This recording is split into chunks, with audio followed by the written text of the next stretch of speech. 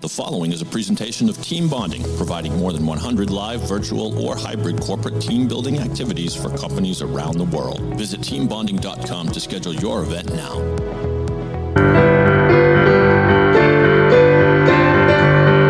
Hello again, team. It's me, Rich Rinnensland, and I'm welcoming you to Team Building Around the World, the podcast where I speak to people from the team bonding, team building industry from all across the globe. Today, I have with us, coming all the way from Bogota, Colombia, Mr.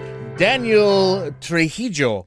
I just wanted to make sure I got that one out correct. We're going to be meeting with him, finding out what things are like down there in Bogota, and having a lovely conversation about the team building industry.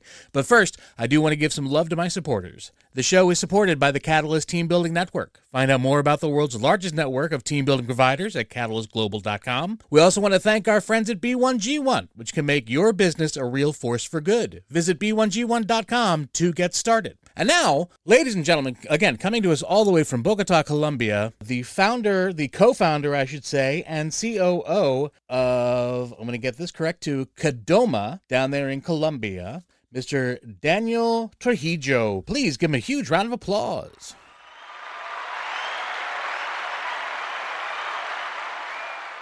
Daniel, that's just a small collection of people I keep trapped under my desk for just such occasions. Yeah, I do too, Richard. I do too. It's nice to say hello to you and to all the people hearing. Thank you very much. Thanks for coming on with us. Please, let's start off right. Let's tell everybody a little bit about yourself. Well, as you said, my name is Daniel. My last name is Trujillo. I was born and raised in Bogota, Colombia. I have a really Latin family, you know, where when I grew up, we Colombians, we really really need to learn how to dance, because in order for us to survive, in order for you to survive your youth, you need to learn to know how to salsa dance, you know? So lovely. So that's a little bit of my background. I'm actually an outdoor educator. I went to school in the U.S. At the University of Minnesota, and I'm an adventurer.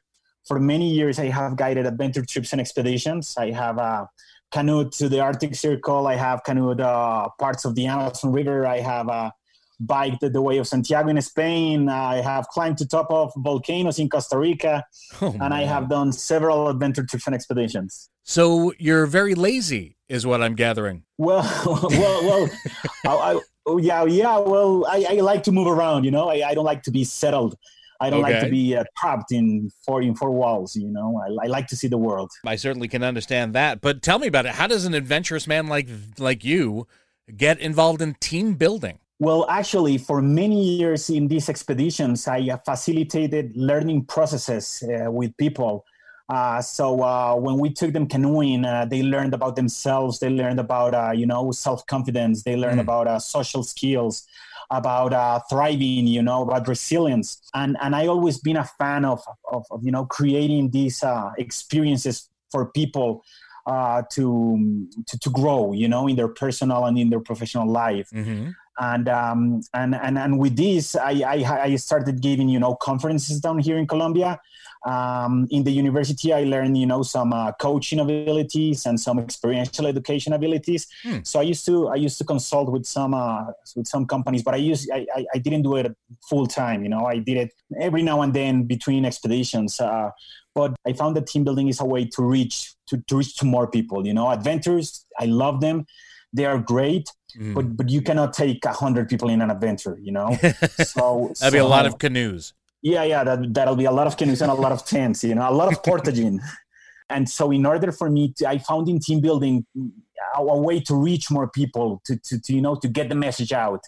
And that's how I got into team building, and I really like it, So what is that message that you were talking about? What kind of message are you trying to promote with team building? I really like when people, they recognize in themselves the qualities that they have and abilities that some people, they don't know they have, but they do.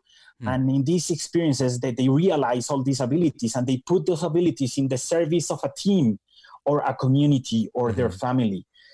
But in order for them to put them at the service of their family and their communities, they first need to realize they have them.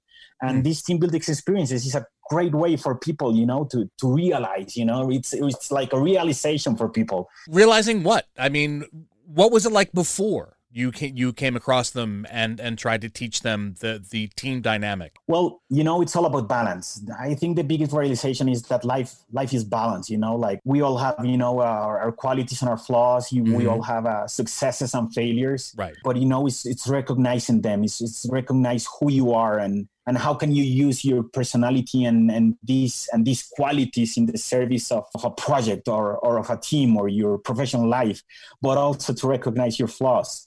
And accepting them, it's a really big realization when people recognize their flaws or their mistakes and they accept them, they recognize them, they accept them, and they move forward.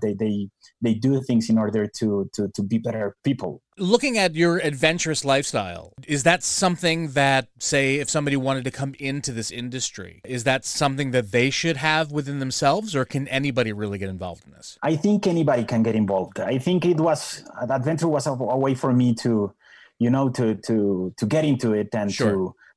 to impact all the people. But I think everyone has their style.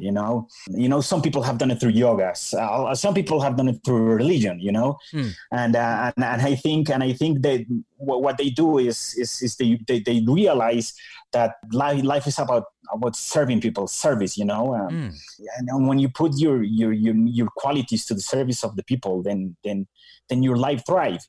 When I went to school in Minnesota, I actually started, directing some summer camps up there with outdoor education, and we did some summer camps with Diabetes Association families. I remember, and it was awesome. Called Camp Needlepoint, Okay. where we used to teach children with diabetes on how to live their lives. That they can have a normal life, but they also need to learn how to deal with their condition. Right. And it was great. And we also did I think it was 2006. We did a summer camp called Operation Purple for kids that had either one or two or their two parents deployed in Iraq, and they belong to the military. And it's just a way to show them, that a lot of kids were living the same things they were, and that they can relate to it. And you know what? When I was there, I realized that I was doing good for these kids. But then I said, you know what? Why don't I do this in Colombia? That it's a country that needs a lot of help, and the kids, and there are some kids that are in very vulnerable situations, and I said, let's go do this down there. Let's bring these experiences for people down here so they can have these these growing experiences. Let's focus in on that if we can, just a little bit. You say you thought Colombia needed help. What kind of help did Colombia need? What was this like in the beginning for you? What were you facing? Well, I'm sure you all have heard news about Colombia and about the conflict, the armed conflict that we have here. But growing up for me was I'm sure as it was for you. When I was a teenager, we had some conflict down here, not in the city, not in the main city. We used to have a few things that you could get scared of. But for me, my life was, worrying about movies, girls, getting good grades, not getting in trouble with my family. So it was pretty much I'm sure the same that all the people that are hearing this can relate to. Sure. But this conflict had made a really big impact in the community here in Colombia, and there has been some actual kids that have been affected by it because of forced mobilizations. They had to move from their lands, or because of some unfortunately deaths of their family members, and it's a generation that needed help, that needed to be shown that there's a world out there, that the reality that they have seen in their childhood is not the reality that they can live in their adulthood. So bringing these experiences to them is a way to show them, that the world is big, and the things that happen to you is not what's going to define who you are. That's really great, man. But let's focus more on the corporate side of it if we can. In 2013, you co-founded Kadoma. That's correct? That's correct. What was it you were trying to create there? Well, me and my partner, his name is Daniel also. His name is Daniel Buritica. Okay. We started Kadoma for us to bring growing experiences for people and to help them work better as a team, Mm-hmm. And we started doing it throughout adventure activities, mainly adventure activities. That was our focus because, it's our passions. And at the beginning we used to take companies hiking to the woods and to like the big waterfalls and waterfall rappelling. And we used to do sailing and canoeing and a lot of fun stuff that was really related to adventure. So we had a really adventure focus. But then we started finding, that some companies, they said, I really love what you do. I really think people would, all my teammates, all my collaborators would love have an experience like that. But I don't have 3 days to take them to paddle a full river. Right. Or I cannot take the full 200 people of my company to climb a wall. That's too risky. And also it was expensive because you had to take people out of their offices. You have to put them in a bus and take them far away from the city in order for us to do these activities. Right. So we found a wall. But then we realized what can we do in order to bring people these type of experiences, but in the city. And that's when we found Catalyst Global. And we realized, if we're going to do this, we're going to partner with the best. And we found Catalyst Global and we, it was another realization for us because after a lot of hard work, when we started partnering with Catalyst Global here in Colombia, suddenly we had, this big portfolio of dynamics and activities that you could do everywhere, anywhere, from a classroom to a theater, to a hotel, to a park, anywhere you can do them. And they had the same impact that the adventure activities had, because when you face adventure is not only putting up a harness and hooking up to a rope and jumping into, or climbing in a plane or swimming in a river. Adventure is when you face the unknown, when you face the unknown and you have to manage the risk, and you have to work as a team in order for them or for the team to conquer a challenge or an activity. And Catalyst Global activities have the same impact we found than the adventure activities. Fantastic. Yeah. With that in mind, actually, Daniel, if you don't mind, I'm going to take a brief second here to step away. And I'm going to tell all my team out there all about Catalyst Team Building Network, an association of team building providers just we've been discussing. They have representatives in over 90 countries speaking more than 20 languages. The Catalyst Network is widely regarded as the voice of the team building industry. Network members share resources, best practices, and business opportunities. Catalyst partners are learning from each other and pushing the boundaries of what is possible in team building. Catalyst Network members share a common goal of creating highly relevant, socially responsible, good valued experiences for their clients. So for more information, please visit catalystglobal.com. The Catalyst Team Building Network, the world's largest network of team building providers. Daniel, thanks so much again for coming on. What is it about Colombia that you think needs this kind of teamwork? What kind of dynamics do you normally find, or did you find when you first started? Well, Colombia is a booming economy, and Bogota is a booming city. A lot of multinational corporations have picked Bogota, as their headquarters for Latin America because of our geographic position. Okay. We are the northest country in South America, and so we're very close. We're like 2 hours away from Miami. Mm-hmm. So it's a geographic good position.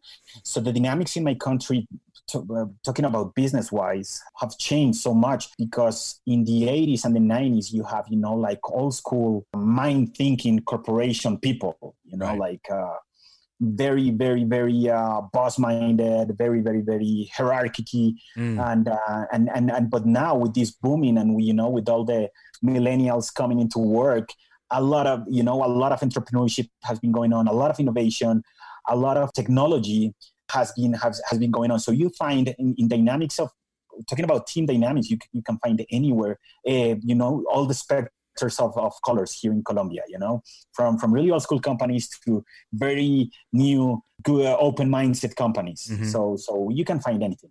Well, let's compare for a second, if you don't mind. What's the difference between, say, as you were saying, a hierarchical company and another type, a company that works maybe focusing on the bottom up? What are the differences and how do you meet their needs? Well, it's pretty simple, like when you have a hierarchy company, an old school mind thinking company, you have one person that is making the decisions, or you have a board of people that is making the decisions. Sure. And these people are just telling the other people what to think, or what to work, or how to do it.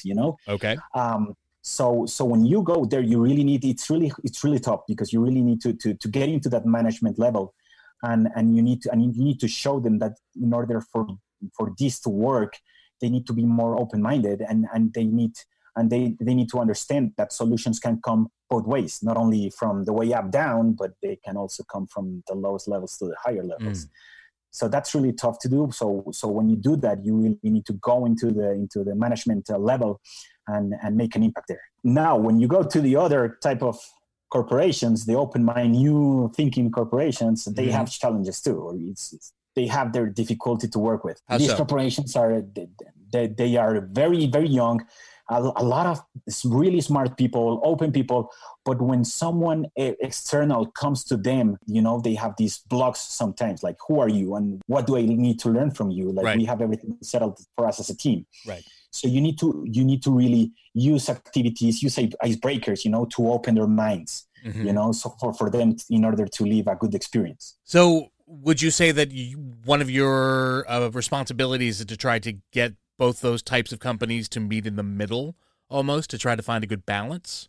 Yeah. Well, it's to find a balance, but you need to find a message to reach both of them. But we actually use the same message, and it's that every corporation or every team, the results of each team are measured by two axles. There's one axle that is called we call the task axle. Okay. And it's everything related to goals, numbers, objectives.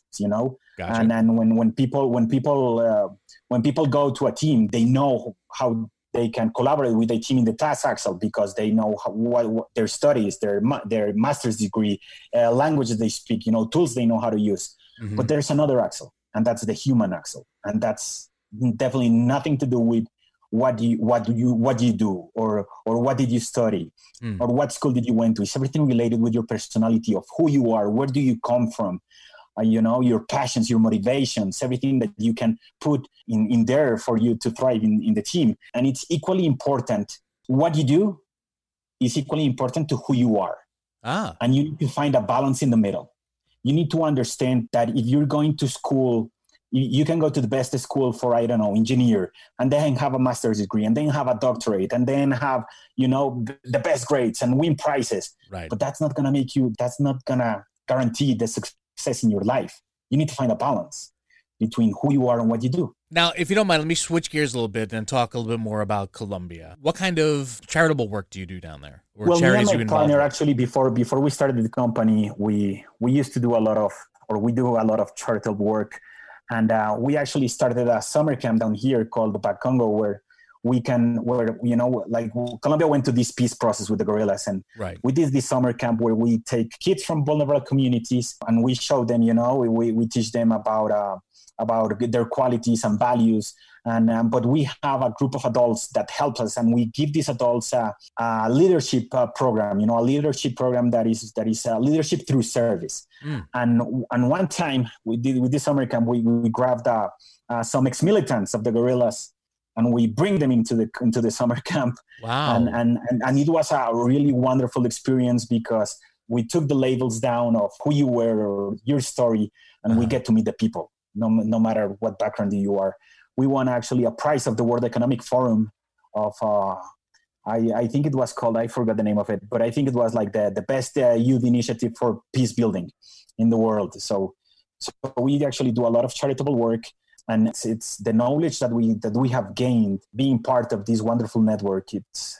We need to put it in the service of the community and the service of the country. That's fantastic. Do you have any examples of some of those stories that you had heard? Anything you can share? Yeah. I can definitely share some. Please. We were actually the adults, before the kids arrived. We were building the team so we can give the kids a good time. And we actually took them to a cave. And we went inside the cave with helmets and flashlights and headlamps. And we went really deep inside the cave, like for 45 minutes with these people. And when we were deep inside the cave, I told them, okay, you have a challenge now. You have to get up the cave by yourselves, but you need to give me all the lights, all the headlamps and the flashlights. Oh. And they were like, no, we cannot do that. So they started working as a team. Okay, how can this be possible? So they started dividing roles. But there was one woman that she belonged to a guerrilla group, and she started bawling. She started crying, and I went to her and I said to her, you don't need to do this. If you don't feel comfortable, you don't need to do this. Right. It's okay to be scared. And she said to me, you don't understand. And I was like, well, tell me what's going on. And she was like, when we were in the group and we the woman made mistakes, the leader of the group used to put us in a hole on the ground and leave us there for like 12 hours. Oh my God. And this reminds me of it. And I was shocked, because I come from a really good background here in Colombia that I'm lucky. And I told her, well, I cannot say I can relate to you. I cannot say I can relate to what you're feeling. Mm-hmm. The only thing I can say is that in that time, you were surrounded by people that were trying to hurt you. Mm-hmm. And right now, you're surrounded by people that are trying to protect you. Mm. So it's up to you. And she said, like, you know what? I'm going to do it. And she did it. And when she came out, she gave me with a lot of tears, she gave me a huge hug. And I think that was a wonderful, wonderful growing experience. One of those realization experiences we were talking about. That is fantastic. That is a great story. Thank you for sharing that, Daniel. Is there a website for the organization or something we can share with the audience? No, right now there's not a website. We're trying to get a few young people, to lead the project and to get it on again. Yeah. But yeah. If that ever comes about, please let us know right away. I would love to be able Definitely. to share that. See if we can get people to throw you guys some financial support and love, when it's ready. But if you don't mind, if you don't mind, Daniel, let me take another quick second here to step away and pay some bills. And talking about giving, I want to tell everybody out there about B1G1, which can make your business a real force for good. When you're part of B1G1, you bring new purpose, meaning, and relevance to your business by making giving a core of what you do. Unlike conventional giving models, B1G1 helps small and medium-sized businesses achieve more social impact by embedding giving activities in their everyday business operations, thereby creating giving stories. Every business transaction can impact lives from just as little as 1 cent. So please visit b1g1.com to get started. B1G1, business for good. Daniel, I cannot tell you how amazing it has been talking to you. What you've grown up with, what you've grown up around, and what you've managed to do with it. I mean, turning that life, your life, into a life of service while also maintaining a successful business. That's really well done, my friend. Congratulations. But let's have some fun, actually. Talk to me a little bit about some of the events that you run down there. What are some of your favorites? Well, there's an event that we run that is called a Chain Reaction Tabletop. Okay. Which is my absolute favorite because of all the things that happen in this event. It's you gather the people, you divide them into teams, and then you give each team a toolbox with, they have from bouncy balls to toy cars to tape to scissors. They have several materials. Right. And then you show them a video that shows a Rube Goldberg machines. These machines are those machines that you can have a line of dominoes, and the last domino will push a ball, and the ball will go and will roll, and the ball will push, something, and then it creates like a chain reaction. Nice. And then you give them, these cards, and then these cards help them understand how to build the machines. And you tell them, okay, the guys in the video that you just saw, they spent 2 months doing it, and you need to build one, but you only have like an hour. Mm-hmm. And that you see all the guys, the people like, nah, that's not going to happen. Like that. Now, you're lying to me. That's not going to happen. But then when they really get into it, they realize it's about small steps. Mm-hmm. It's not about the big picture is important, but in order to gain that big picture, you need to do small steps to get there. And so they realize, if they put 5 dominoes and they work, they realize, oh my God, this part is working. And then they put the ball and it's working. And then they start connecting with the machines that other people have built. And then suddenly they look up, they raise their heads, and they have this gigantic machine that actually works. And when they put it to work, people, they cheer, they shout like if they just have won the World Cup. It's amazing. It's beautiful when you see these people, the excitement of the people. Nice. And then when they see it work, they hug each other, they give high fives. It's amazing. And at the end, you tell them, you know what, an hour ago, you didn't thought this was possible, but you were the ones that made it possible. You just need to open your mind and to start working as a team. Well done. And to realize, and I also tell them, see the excitement about in the room, but the risk was really small. Like if the machine didn't work, right, you wouldn't lose your sleep.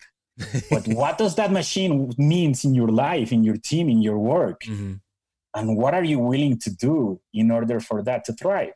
Now, let's look at the other end of the spectrum, if you don't mind. Do you have any stories of where you took what could have been a disastrous failure and made it a successful event? Yes, we actually have one. We have this app called Go Team, where we do, like treasure hunts with technology. So we give teams a tablet and, they go treasure hunting. And we were in a natural park here in Bogota. And we had this 50 group of people that we're going to do a really huge Go Team throughout the park. And 30 minutes before that, it started raining, pouring, but you cannot imagine the thunderstorm that was out there. And so I sat with the client and I said, we cannot do it. It's just not going to happen. It's going to be too risky for people. It's a hazard.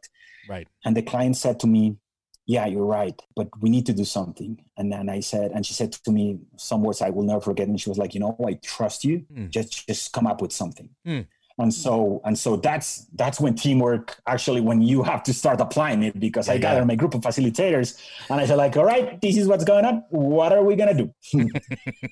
And in half an hour, we just start talking to them. We did the same treasure hunt, but we took the GPS out.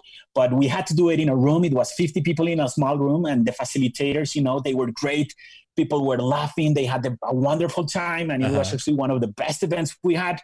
And that's why it's important to have a good facilitators, because you can have Disney, you can have you can take people to the Wall of China. But if you don't have good facilitators, people are not going to have a good experience. But you can take a company to a desert.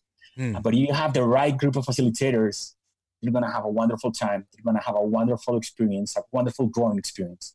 Let's talk a little bit about your facilitators, your team, as it were, who are supporting you. Who do you have down there? Who are you working with? Well, I have a very wide brand of professionals in my team. We realized that in order for us to give our message to different companies, to different personalities, and to different people, we need to have a really big variety in our group. So we have from psychologists to business administrators. We have to engineers. We actually have a girl that graduated 2 years ago from she's a pilot, a plane pilot, a commercial plane pilot, and she facilitates with us. Sometimes when she's not flying, I call her and I say, "Hey Anna, can you facilitate with us?" And she's like, "Yeah, I love it."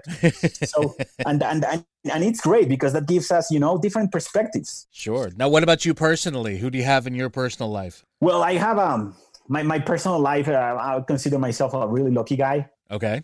I have a really good family. My mom and my sister. My dad unfortunately passed away when I was 10. But I miss him. But I'm also grateful for what happened because it had taught me several things. And I have a wife and I have a baby that is coming in 2 weeks. Oh, congratulations! Thank you. That's fantastic. Do you know if it's a boy or a girl yet, or are you not telling? It's a girl, Amelia. Oh, can I just say, as the father of a daughter, you are in for the adventure of your life. Yes, I'm excited. Yeah, that's nothing to do with canoes, but just raising a baby girl as a guy, there is just something about it. It's going to be more challenging. Absolutely. Daniel, again, thank you so much for coming on the show. You have been absolutely amazing and actually inspiring. The words that you've shared, the stories you've told were absolutely amazing. Thank you so much for being a part of us. Thank you for the invitation. Oh, sure. Now, I have to be honest with you, though. I'm kind of sucking up to you a little bit because I'm going to put you on the hot seat now. When you're a business person who is coming to a team building event, a lot of times we, the facilitators, are met with the rolling of the eyes and we're just doing some silly game that really doesn't prove much of anything. Well, while we've proven, I think, just in this show, that these games do lead to something, we also understand what torture it seems to be at first. So I'm going to torture you for them right now, Daniel. That's what we're doing. I'm going to play our speed round. Now, in this speed round, I'm going to put 60 seconds on the clock, and I'm going to ask you just a bunch of silly questions. Your objective is to try to answer them as quickly as possible without thinking too much, okay? I'm ready. Fantastic. Just to let you know, the record number of answers I've gotten is 13. So I don't know if you're competitive at all, but let's see how well you do. All right? All right, let's do it. All right, my friend. As soon as you start hearing the music, I'll start asking questions, and away we'll go. What is your name? Daniel. You have a baby on the way? Yes. What's the one thing you can't wait to talk to her about? Adventure. Who would you like to play you in the movie of your life? Ben Stiller. What's the most courageous thing you've ever done? Rattlesnakes. Do you have any pets? No. What's a great book you've recently read? Into the Wild. What's your favorite family vacation? The Amazon. What's your favorite smell in the world? Vanilla. Nice. What do you think the greatest invention of all time is? Ooh, the greatest what? The greatest invention. Yeah. The clock. And using one word, describe yourself. Balance. I'll give it to you. That's actually, I think that's 12 or 13. I'm sorry, I kind of lost track there. I will go back and double check. But you're either tied with our top or just about there. Daniel, thank you again. I'm just going to keep going on and on about how wonderful it was having you here. But let's actually, team out there and stuck under my desk, go right ahead and please give a big round of applause for Mr. Daniel Trujillo. You were a wonder to have on the show, and I hope to talk to you again sometime real soon. Maybe see how things have been going. And please, again, if you have a website up or somewhere that we can donate to that charity you were telling us about, I would love to get that information out to my listeners.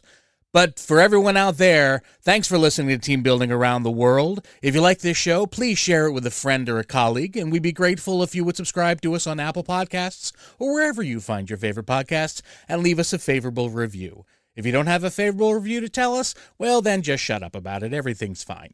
Now, all past episodes can be found at teambonding.com. But that's it for me, team. This has been Rich Rinnensland. You've been listening to Team Building Around the World. And always remember, if you're within the sound of my voice, you're now on my team, and I am always one of yours. So thanks, everyone, and we will see you next time.